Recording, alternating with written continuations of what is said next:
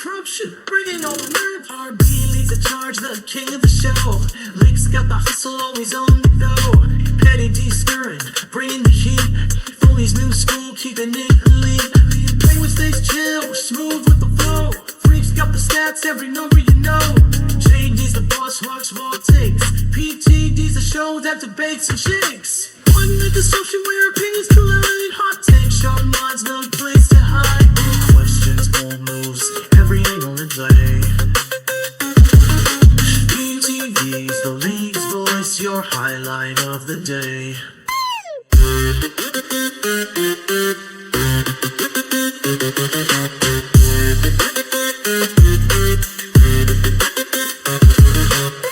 It's PTD breaking through the static.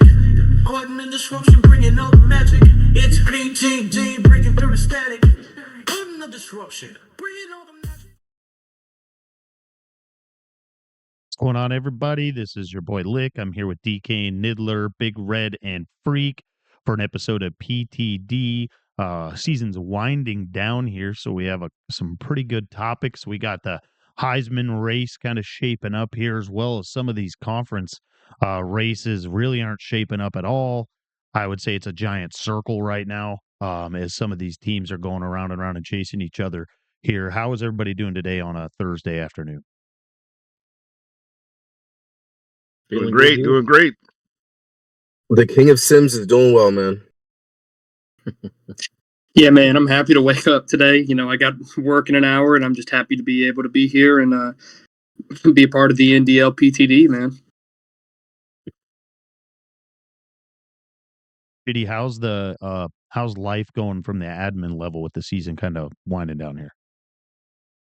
It's good. I think I can't speak for all other admins, but I think myself, I expected there to be some teams that are struggling to get games in. I know this season 4 is taxing on everybody, so it's a bad time for a lot of us. Just to give you guys an example, I have the next 7 days of baseball, softball, baseball, nonstop. So, I feel every guy's pain that has something like that going on, but future seasons, future versions of NCAA, we've planned out a lot better, so it'll be back to the 3 seasons per version, and should be life as normal after that. Yeah, I think the 4th season obviously was great. We needed to have it. We've already had that discussion a lot and stuff, and I'm really excited to see the amount of engagement we have. I think we have more engagement in our live chat and Discord in season 4 than we've ever had, and I think it's because a lot of people are getting comfortable in there. We've replaced some owners with more active owners, if that makes sense, with some of these new guys that Niddlers and some others have been able to go out and recruit. And so I'm really excited. Hopefully this momentum and stuff carries over for 2026, where kind of the sky will be the limit on, filling out the rest of the league. Niddler, do we have more openings now than we ever have? Or was there more in season 29 at the end? No, there's more now. I think we're up to 11 right now. But we also have, if they come back, we have 8 members who left because of season 4. They knew they couldn't be active, and they said that they are coming back for NCAA 26. So, if they come back, we're only at a few openings then, which is a great situation to be in. Hopefully the hype of the new game, and when that comes back, we'll have no problem filling the league. And I know, a lot of the new members, as you mentioned, they're very active. I know some of them come from leagues that they've ran. Some of them run college football leagues themselves, and have told me that they are not potentially, or most likely not, running those leagues going forward, and will try to refer their members here. So, hopefully we can get back to being full and having a farm again, and getting things back to normal. Man, that's exciting. Go ahead. Niddler, how do you feel about your hometown favorite team being open? I said before that's the only team that I would leave Penn State for. if I had the chance. I won't have the chance to get them. They're going to go high in the draft, obviously. I like CG posted in the chat. He needs his Buckeyes. I hope a guy like that gets it. I hope it's somebody that appreciates the team. Doesn't take them just because they're good in the game, but takes them because they like them and enjoy using them. And I'd love to see like a Bucknut. Any of you guys that are Buckeye fans in real life, I love when guys get to play with their favorite team. So I'll be the first to say that I don't want to see any of them get them. I don't want to play them. I agree. Yeah, I'll piggyback and say that I would actually like you to come to the Big Ten, man. Like, I was the only coach this year to play Iowa State, and we beat him 19-14, and then he forfeits the whole year. And I'm like, man, he's just a guy who just wasn't in it. I mean, I'm thinking about coming back to the Big Ten, to be honest with you. And, man, I don't know. I know they'll go first overall, second overall, debating on if Georgia's available or, the controversy of that. But I would love to see you in the Big Ten, Niddler. Don't start. Well, let's jump right into the topics here. Obviously, big college football playoff second release was this last Saturday on College Game Day. Little plug here: tune in every Saturday morning. College Game Day, we release in the College Football Playoff Committee's rankings. We're starting to get a little bit tighter here and a little bit closer to the end of the season. We had multiple teams that took a loss this last week. Georgia, LSU, Utah, Florida, and there were other mid-major teams that took a loss that could affect that college football playoff ranking.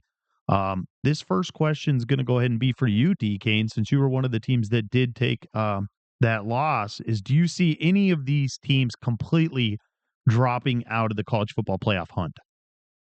Yes, me. Definitely. I don't care. Yes, I had the third. My strength of schedule is 3, and Macy rating is pretty high. Yeah, there were some really close losses except for one. But no. Georgia, we're bowing out. We're gonna, take our little nice Pop-Tart bowl and be on easy and go with that. LSU, Florida, no, I still think they have chances to be in. They do have some big games coming up that could change that. LSU still has to face Oklahoma.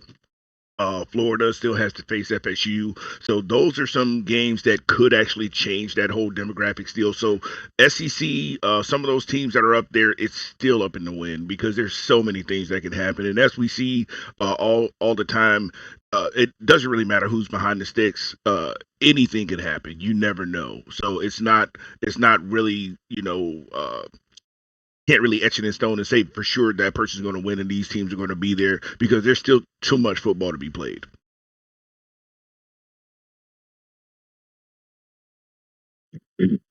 Excuse me. I'll piggyback off of that. What Dcane just said was kind of took the words out of my mouth. Dcane, no offense to you, as you already said it, you admit it. With 4 losses, it's going to be very, very. I don't think a 4-loss team can make that. But I agree with you on the rest of the SEC saying how some of the matchups that are left, you're going to have teams that potentially have 3 losses overall. It'll be very interesting to see if they can make that in there. If they can make it into the playoff hunt. The SEC is probably the biggest area where that's going to be impactful. Utah, I think Utah's okay with 1 loss. It'll be interesting to see what happens in that championship. So we'll get more into that when we get to the conference discussions.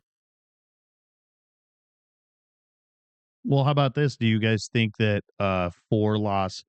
I mean, I know you just agreed with him, Niddler. Phreak, do you think a 4-loss SEC team can or should make the college football playoff?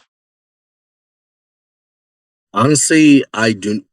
Okay, hold on. It depends on who the losses were to. I could see if they were losses directly to Alabama, Ole Miss, Tennessee, and Florida, being those 4 all being in the top of the top 10 all year long.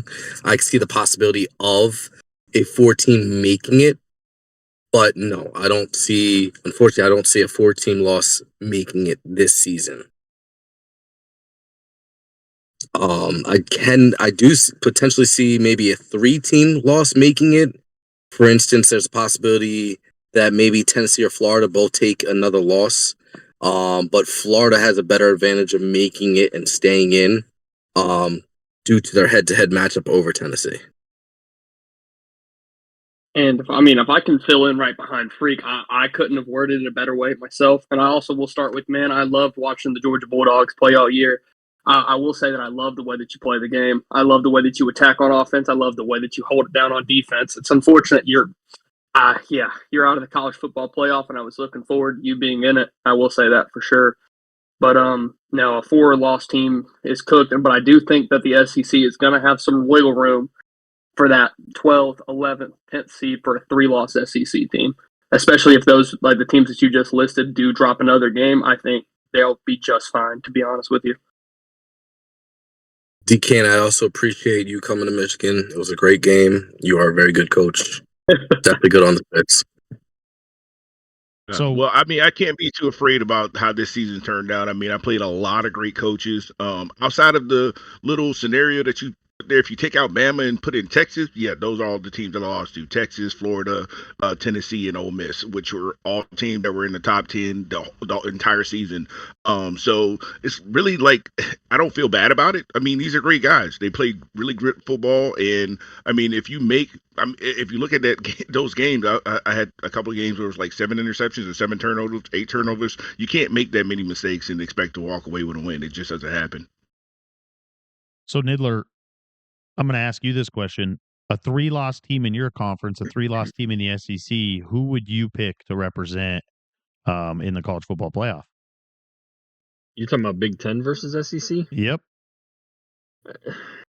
Man, everybody, I don't like the SEC. I know, but I hate the SEC in real life. But if we take out the bias for real life stuff. If you take out the bias, I mean, it's got to be the SEC that makes it in. And I say that because there is half of their conference is just incredibly tough teams. And that's no offense to the other half of the conference. But that top half of the conference, I mean, you've got, you guys are talking about Ole Miss, Texas, Alabama, Missouri, Tennessee, Florida, Georgia, LSU. Don't forget about Oklahoma. Don't forget about, a South Carolina, a Texas A&M. I know record-wise some of those teams aren't up there this year, but, in Arkansas with D1, he's an incredibly great coach. I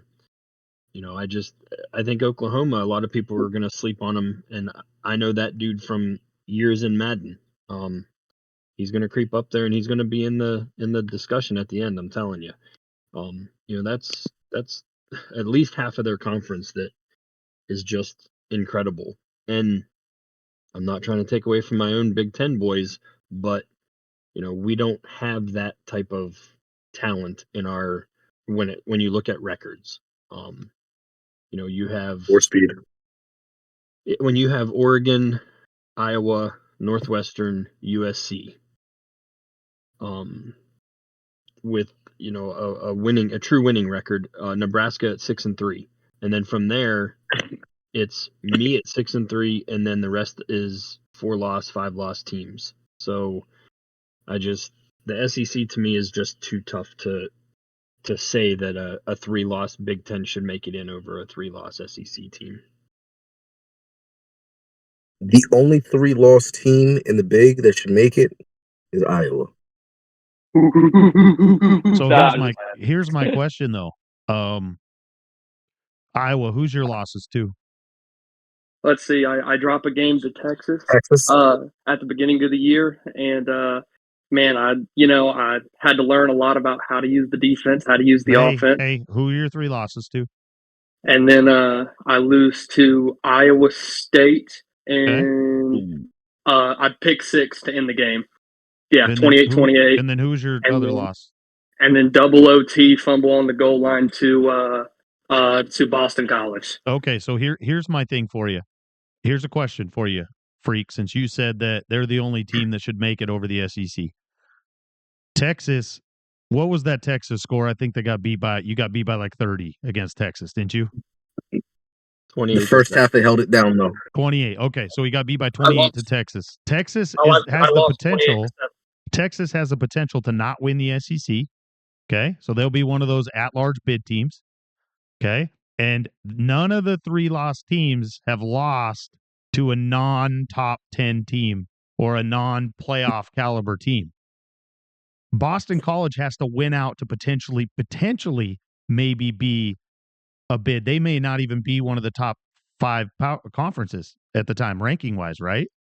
And Iowa State, I don't believe they're even in the discussion for a playoff. And so my question is, for you, Phreak, is why would you put Iowa at 3 losses ahead of an SEC team that has 3 losses to teams that are all going to probably go into the college football playoff?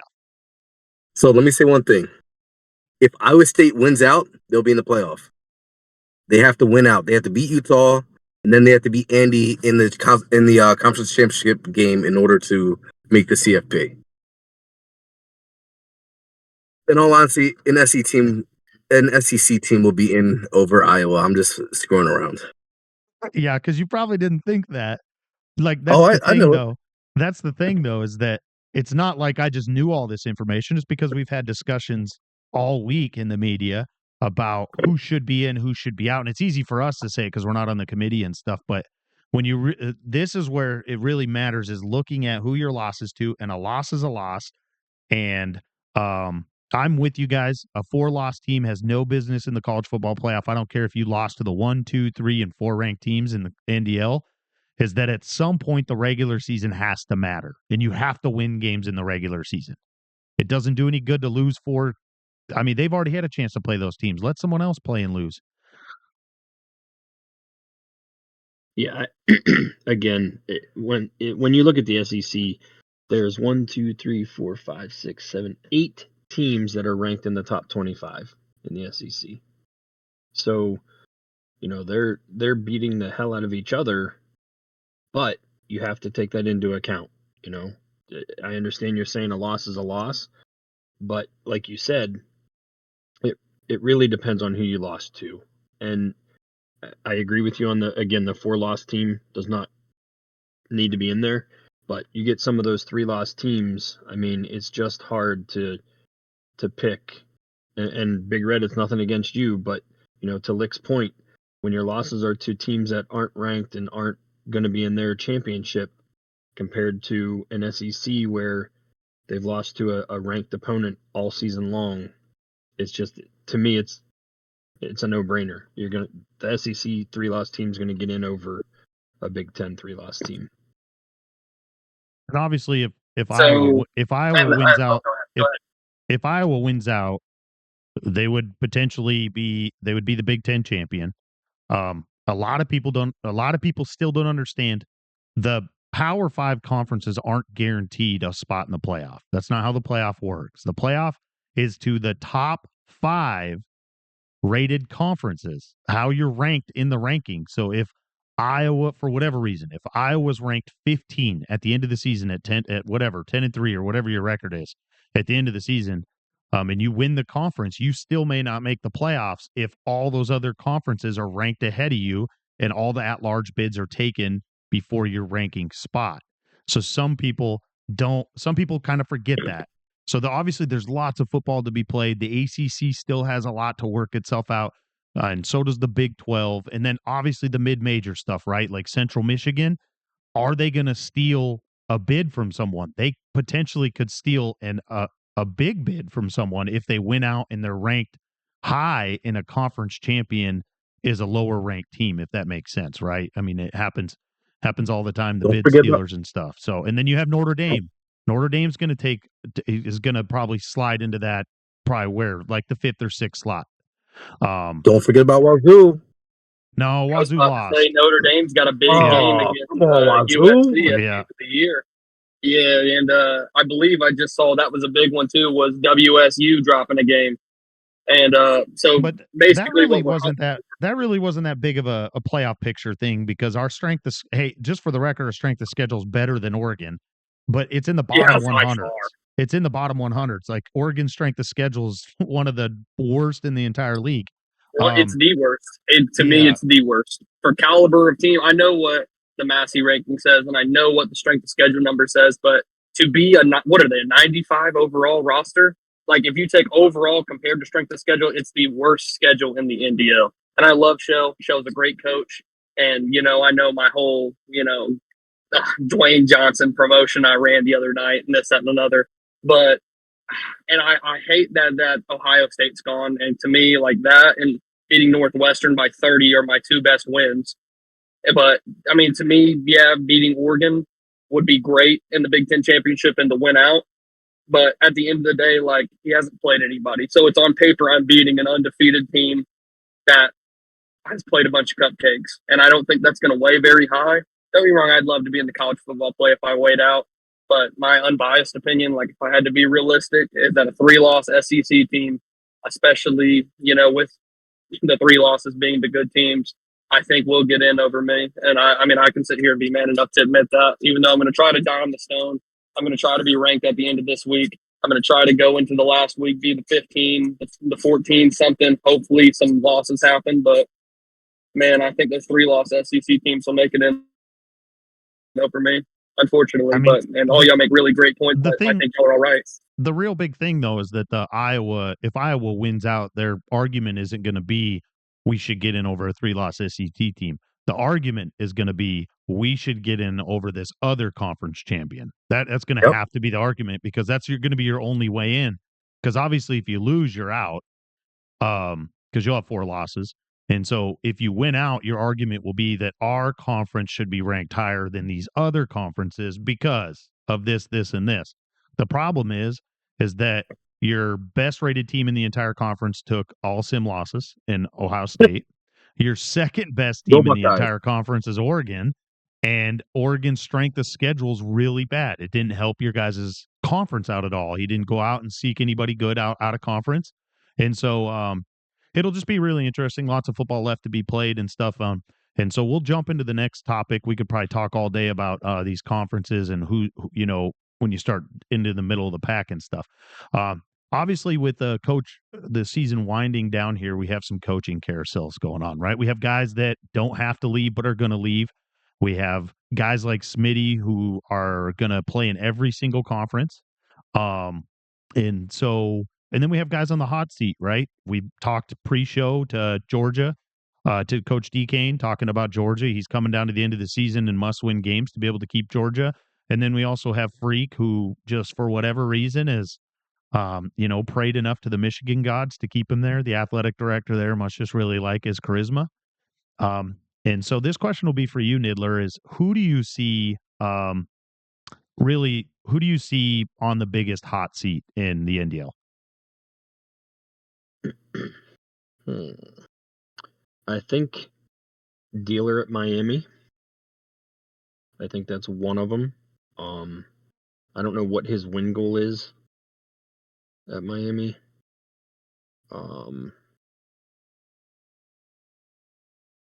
Let's see. Other than that, Could be 9 or 10. Yeah, I'm pretty sure it's up there. So, he's on the hot seat with 7-3 right now. And then trying to remember who the heck I looked at.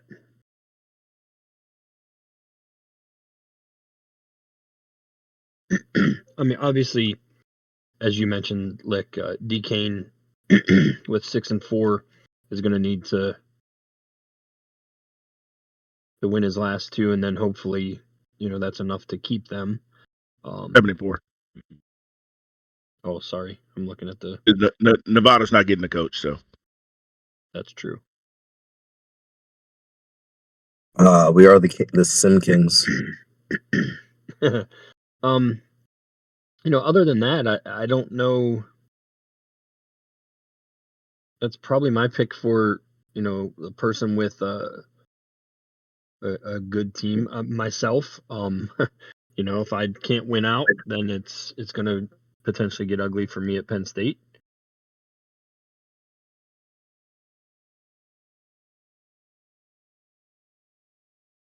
Does anyone else have anybody else on the hot seat?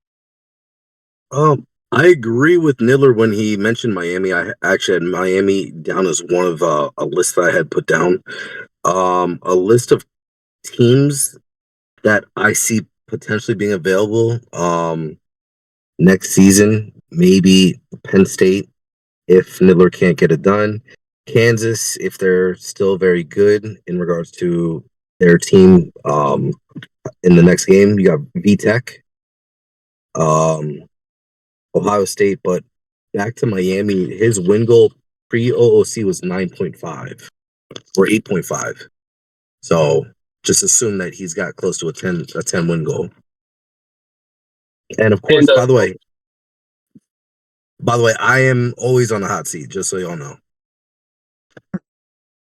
Well, that's what happens. Michigan, You can only win 5 to 6 games a year. Hey, watch yourself. The first season was 9, then it went to 8. So hey, I can do this, y'all.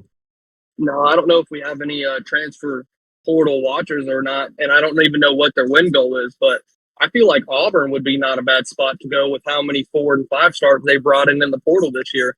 So I know in the new game they're gonna. I mean, they got that one wide receiver from Georgia Tech who's an absolute animal. I can only imagine what overall he's going to be. And then I know they flipped a lot of 3 and 4, and I think a couple of lower 5-star cats. So I think Auburn could be pretty good, but I don't know what their win goal would be to turn them up. Auburn's pre OOC was win goal of 3, so it could get up to a total of 6 depending on what who he scheduled. And that's the thing with any of those schools in the SEC, though, is even if your win goal is low, like 2 to 3, it's still hard to put up a bunch of points because all the teams in the SEC are so good. It's not like the mid-major where you're only separated by a couple overall points, right? Like maybe 2 to 4. In the SEC, those 6 points of overall is huge, or 5 points of overall are huge. And then you deal with the home field advantage in the SEC, which is miserable. You can ask the guys there.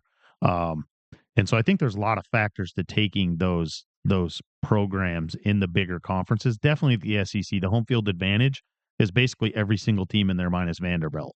And so it's just, I think there's a lot of factors that go into it. And it's not like Georgia's going to take a big step back next year compared to the, Auburn and stuff like that. Let's go. I've seen the portal. Yeah, but let's go into we talk a little bit more about conference races. We'll kind of take a step here into a different direction, though. The races are getting tighter and tighter by the day. Which conference race, Big Red, are you looking at the most? He just dropped. Okay. Oh yeah. Oh, okay. Hey, we'll just jump right into Phreak then. Phreak, what's your best conference race? My best conference race, I'm looking at the American. The American Conference has Florida Atlantic at the very top. Charlotte is right behind them, and I believe it's Tulsa. They're all undefeated in conference play. Florida Atlantic just had a huge win over South Florida. I saw that. I think it was 45-42. It's a very super close game. My eyes are looking at that conference and seeing if maybe one of them can knock out Chip, who has basically held control of that MAC conference since he's gotten there. For the CFP, that is. What about you, Dcane?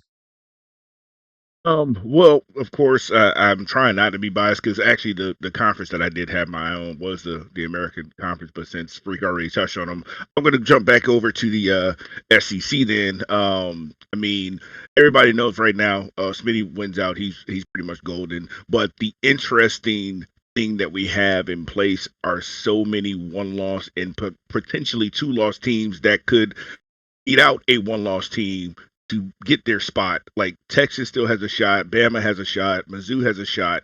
Tennessee, Florida, and Oklahoma are not out of it, and neither is LSU. So it all comes down to these last couple games to determine who's going to be in it, and then you have to go with all the tiebreakers because it's just crazy how that's going to wind up. So that's kind of like where my interest is to see how that shapes out and who's actually going to be up there to play Smitty in the big game.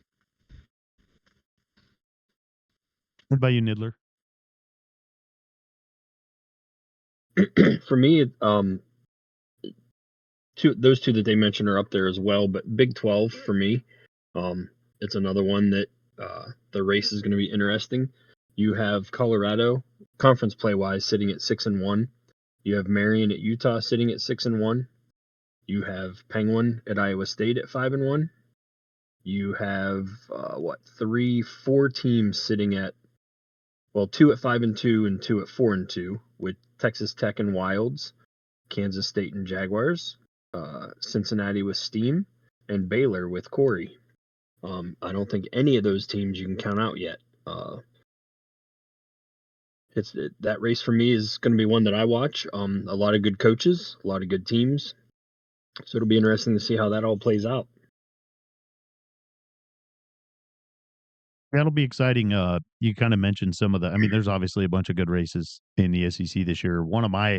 A race obviously I'm invested in is the Sun Belt, mainly because my nephew's in there and he's 2-0 in the conference. But as always in the Sun Belt, we have a lopsided side.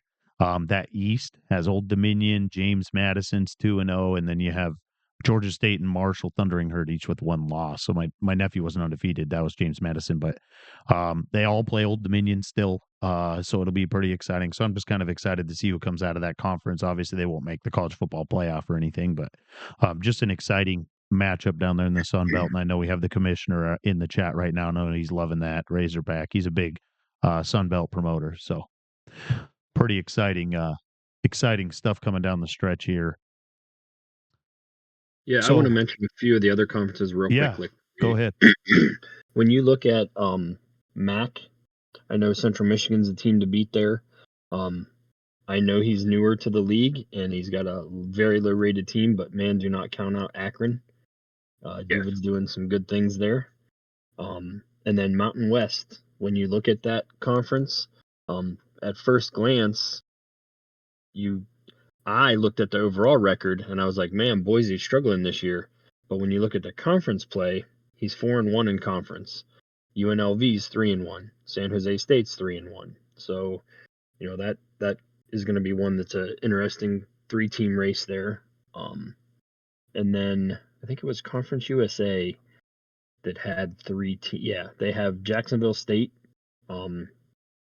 It's 4-0 in conference play. UTEP and Louisiana Tech are 3-2 and 4-2 in conference play. So there's nothing. I don't think any conferences are clearly defined yet. There's still a lot of football left to get those all figured out. How about the ACC with North Carolina and Boston College battling out? Yeah, that's a clash to see who makes it in the championship game. Yeah. Really exciting. Roke, we always talk about Roke every year. Obviously, we know he's a great coach. He challenges himself every single season in the out-of-conference schedule, and it hasn't worked out for him yet in sense of the wins, right? He loses. Like he played, just to give you a context, he played, obviously he played Florida State, who's in conference, but he played at Texas and at Ole Miss, the number 1 and the number 5 team in the NDL. He lost both those games. But talk about challenging himself. And then he went out to Iowa as well. And he ended up winning 28-21. And so he went on the road all 3 games. He's obviously trying to get those points, playing away games and getting a win. And so it'll be really interesting to see how that shakes out. I love chaos. And so it'd be a lot of chaos. Obviously, if Iowa was to win out and win the championship, if Boston College was to win out and win the championship, you'd have, Clemson with 1 loss, and you'd have potentially Oregon with 1 loss, and that's if Clemson beats Tennessee. And Iowa State. Yeah, that could throw some major chaos into the whole playoff, the committee, which obviously no one wants to have that job when it comes down to it, and you have a bunch of 3-loss teams winning conference champions, and then you have a team like Clemson with 1 loss who you're going to have to put in. That means you're going to start leaving teams out, and so it'll be really exciting coming down the stretch here. Next we'll get up. I know we got El Jefe out in the audience, and he's just been sitting in class peacefully waiting for this the whole show. We're going to talk about some Heisman candidates. If you guys don't know, Phil Maffa is up there in the Heisman race. If you haven't seen in the chat every single day, and so I'll kind of get your take, Phreak, first. Is who's your front runner for the Heisman right now? Man, my front runner. You know what? I like Zachariah Brands because he whooped my ass. He's been in a very good athlete this entire season, putting up numbers.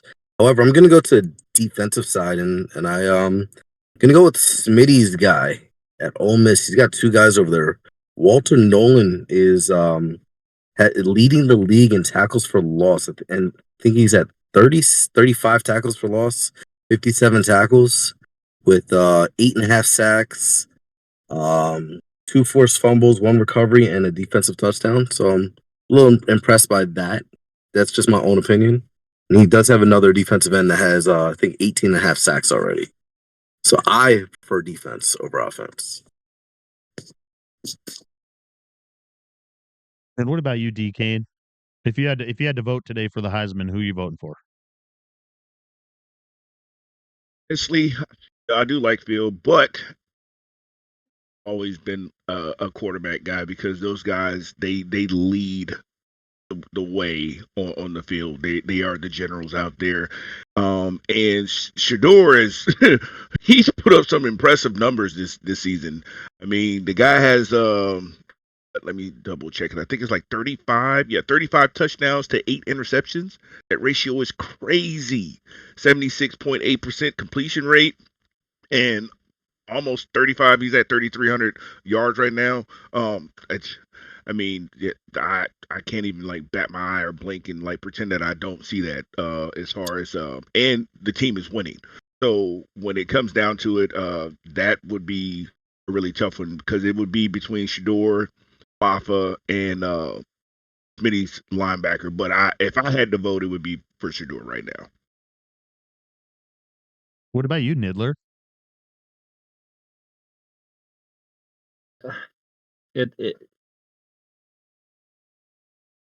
I know I give some crap to some different guys out there, but when I look at quarterbacks, you have, as he was mentioning, Shador. You have Cam Ward having a great year. You have Morton at Texas Tech having a great year. Yardage wise, Morton has, if the stats are correct, he has 27 TDs, 24 interceptions. Cam Ward has 33 and 19. So as far as quarterbacks, I agree with Dcane. Yardage wise and the touchdown to interception ratio of Sanders is just ridiculous. When you look at wide receivers, we have Branch leading the league with 1,421 yards right now. While that's impressive, our record in the NDL is 2,311 yards by Monterey Baldwin for Baylor. I don't know when that happened, what season. But when you look at that, the second is 1,800 yards. So while the receiver's having an impressive season, to me, I will give El Jefe credit, even though he's abusing the hell out of Maffa. And I'm joking when I say that. But to me, Maffa is my vote. He's at 35 touchdowns. He's at 2,720 yards. When we look at all-time record for that is 2,994 yards by Genty. Maffa's 274 yards away from our record, and he's got 2 games left to achieve it. He is 1 TD away from tying the running back record of 35. I'm sorry, he's currently at 35. The record is 36. So who had that record? Let me look here. I have it right in front of me. Let me get to that page. That was Ashton Genty. In that same season, he had 2,625 yards and 36 touchdowns. Now Genty, obviously, when in his record-setting season of the 36 touchdowns, he only had 290 attempts. So that's pretty impressive there. Maffa's got 2,720 yards, 35 touchdowns, but he does have 325 attempts. But what I want to mention his team's also here, undefeated, though. Genty's team Right. was not. Right. And Maffa, though, I do want to mention too, regular NCAA records, real life, it was 2,720 yards that he's currently sitting at. That record is 26-28 by Barry Sanders. Maffa also has 8.37 yards per carry, which breaks a real life NCAA all-time record which was 8.2 yards per carry. I'm sorry, that was by Darrell Henderson with Memphis and Chuck Weatherspoon with Houston, and those were different years, 2016 to 18 and 87 to 90. But not only is he has a ton of yards, his average is incredible as well. 8.37 again.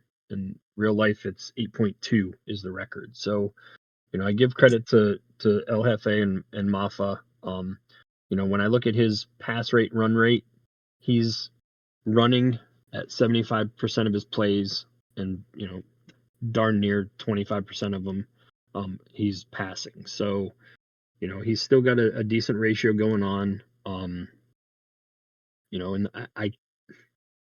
I need to take a page from his book, to be honest with you. With Singleton and the running backs I have, I need to do what he's doing. Feed the horse that gets you there. Trust in what you have, and he's doing that. And right now, that would be my vote is for Maffa. Niddler, can I ask you a question? Absolutely. That receiver that you said that had 2,300 yards in the season? I believe so. Let me go back to that. I need you to pull up the coach reports for that season. I need you to pull up the other stats for the other receivers. I want to see how much receiver abuse that was, just to see how his coaches had rated him that season. I'm sorry. Look, I'm bad because I have one speedster on my team, and I tried to abuse him, but god damn. Yeah. But I think that was Vegas too. I honestly don't know. It was I think it was. Monterey, I think it was Vegas. Monterey Baldwin at Baylor, 2,311 yards, 26 TDs, 87 catches. 26 of those were touchdowns. Yeah, if I'm not mistaken, I think that was when Vegas had Baylor. Vegas, where you at, man? Damn, that's crazy. Yeah, they Sorry for cutting out. I wish and I've talked to Homie about this before and I think he may have said it was on his list. I can't remember, of things to try to do, is to try to get it to where like running backs and quarterbacks being able to do all purpose yards instead of having to go and add them up yourself. Because I noticed when we do the award stuff at the end of the season, that was a big thing, is finding all purpose yards for running backs. Because even though some running backs may rush for 2,000 yards, they don't have any catches in the backfield, where some running backs will have 300-400 yards, and 6-7 touchdowns, which is a pretty big difference in separating the two. Just for instance, when you're looking at, past teams and their records and stuff.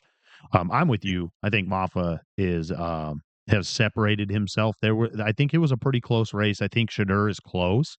But it's really going to depend on how this backstretch of games go. You have Clemson still plays like Tennessee. If they were to lose and then lose in the championship game and finish with 2 losses, and Maffa doesn't do very well, and Shedeur wins out, you could see some momentum with Shedeur picking up. Or even Travis Hunter plays both sides of the ball and does it well. You could see a guy like that. The hard part is sorting his stats, because he shows up as like a wide receiver, and so that can be kind of difficult. But no, the Heisman race is always interesting, because you always just wonder how people are voting. If some people are even looking at the stats, sorting stats, or if some people just go and vote. I think one of the questions that was posed as a topic here on the show today was basically, do you take sim wins and average stats that were added into consideration when you do select your Heisman winner? I'm going to answer that and say no. And the reason being is I don't go look at their schedule for the most part to know if it was a sim win. I just go look at some of the game and matchups that they played in and how they fared against those good teams when it's really close. But I don't look if it was a sim win or not. Yeah, and I had that wrote down here is, I'm willing to bet 90% of the league or more is not going to pay attention to that. They're looking at the overall stats. When you have the Heisman race up and you're doing your voting, most guys are looking at those raw numbers that are there in front of them. They're not going to the schedule. They're not looking at, who this team played. Did they have a sim win? What was his stats in the sim win? Most people just aren't going to that level. Just figured to put that on there. But I actually, can I add, or Dcane, you have another, you want to finish up on this question? Sorry, I was actually looking at something at the time, so my brain kind of checked out there for a second. Not even gonna lie to you. You're good. No, don't worry.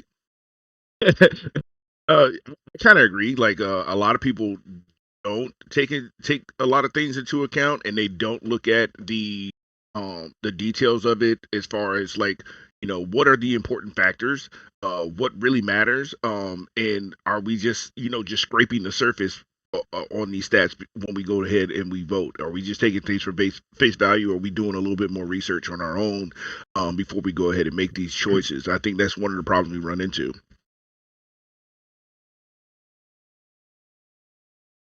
Yeah, that's all the interesting part when you are voting for all these awards. And there's several player awards and stuff, and I know different guys do different things. They try to spread the love out between all the players because there are players that are fairly close in stats, and so they just vote one way and then one the other. True. One quick question. We got 4 minutes. Dcane brought something up in the media chat. What are your thoughts about the Beefy Cup and how it's going? We're about to enter into the round of 32. I know me personally, I touched on it in the media. I feel like the cup doesn't get talked about enough, and because of that, people have lost interest. Well, actually, there's a lot of factors of why people lost interest, but I mean, there's nothing behind it anymore. Like some of us vets, we have something invested into it, but overall, like there's nothing into it like there is for the season. Like guys get points, guys get this, guys have there's something to work for other than just the illustrious. Hey, I won the cup. So no, I feel like it's damaging, and it's a shame because I enjoy the cup. I enjoy what it's about and what it's there for, and it's a little hurtful for me that it's losing some of the luster that it once had. I agree with you, Dcane. I agree that the Beefy Cup is, especially now to me, it's got more of a personal, sentimental value. We named it that when we came back in honor of Beefy that passed away. So anybody that's listening that doesn't know that, we had a member. His name was Beefy, and he was an incredible guy. He was unique to say the least, and we named it that for him in his honor. But I agree that there needs to be some kind of revamp of the cup. I'm not sure what makes the most sense. I know Petty has said before, go back to the way it was, just make it a single elimination tournament, make it a March Madness kind of feel. So it just depends what the masses decide that they want. But I agree that there needs to be some kind of revamp. There needs to be some, as you mentioned, maybe point value assigned, something to give an incentive to people to want to do it besides just bragging rights. Yeah, I definitely think there could be some changing of the Beefy Cup. I'm with you. All great points. A wonderful tribute to a wonderful person, a big character in the NDL for lots of reasons. I think the time frame of the Beefy Cup would be big, moving it so it doesn't end the same time as the playoffs, because you get those same matchups versus the same teams. And I bet you could probably poll the league, and I would be willing to put a lot of money on the fact that I bet 80% of the league right now has no idea who's playing who in the Beefy Cup. And I think that you could say that for every season. It's not just because it's season 4. It's just because there's just not much interest in it if you're not playing in it. because there's so much else going on. And so I think if we kind of change that around, change the format and stuff, I think that we could draw some excitement. And we talked about it before. I think you even got on Niddlers. The Beefy Cup, when it originally started, it was not the way it is now. And so it's not like we're changing something that has been the same way forever from day one. It's not. It's changed throughout the process of the NDL and the league and stuff. And so I definitely think that will be on one of the tables for the admin and the commissioners and stuff to address the Beefy Cup. And I know Rain and stuff has already probably started brainstorming on what to do differently. Well, I don't have anything else today. Anybody else have anything else? No, sir. I'm just gonna plug in real quick. NDL season 33, CFB 26. My oldest son will be joining the league. That's awesome. Yeah, Oh, man, that's shit. exciting. Are you going to have him take Georgia Tech Yeah. then? So then, oh, well, you might not be at Georgia, but if you have him take a rival, that way Hey, it makes it more exciting. hey, look, I'm telling you right now, it's going to take an act of Congress and God to remove me, okay? I've been calculating this. If you have not paid attention, I have been doing recaps this season for a reason. It's going to take 94 points to get you out.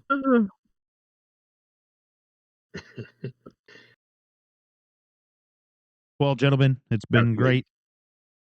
Awesome.